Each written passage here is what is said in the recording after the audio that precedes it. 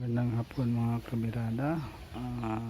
Yun po ay share ko po sa inyo ang aming lutuan na kahoy na de-blower, kung gaano kabilis gamitin at kadali.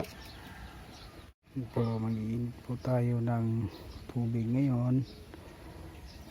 Tayo nito. Ito ang pauna natin para magkaroon tayo ng maraming apoy.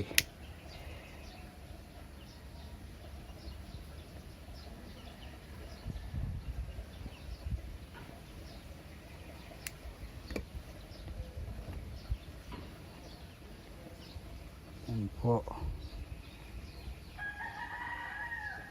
ang aapoy ng mga kamirada. Lagay natin dyan.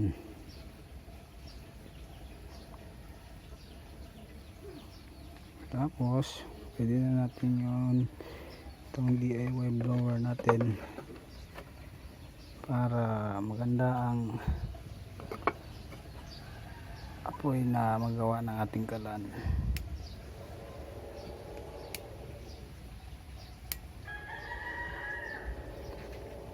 Po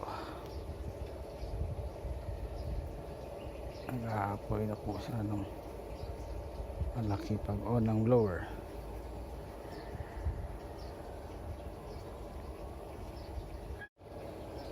Antayin lang po natin na magbaga na po yung mga kahoy at saka natin ilagay yung takore para pag init ng tubig po.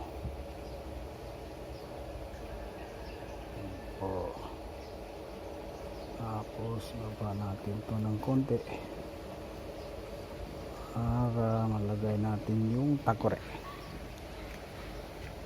Ang lakas na po ng apoy, pwede na po yung ipatong natin ang ating takore at hintay na lang po tayo na kumulo po ito.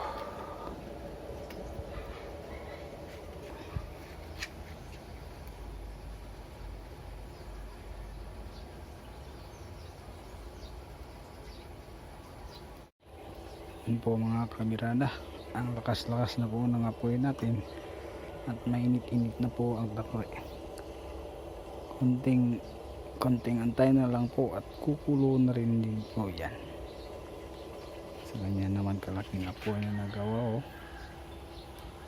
Tapos ilang kahoy lang po ang ilagay, mga 4 kahoy lang po.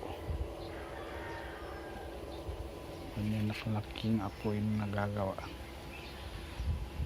Hindi po siya magasto sa kahoy. Tapos yung blower po natin ay 5 volts lang po. Yan po, USB type. Yan, kinunek ko po sa linya ng ating solar panel, solar setup. Yan po mga kabirada, tapos ko lang pong ihanda ang para sinaing, ay kumukulo na po ang ating takore. Ganyan po kalakas ang ating kalan di uling na balak kahoy na may blower na USB 5 volts lang po.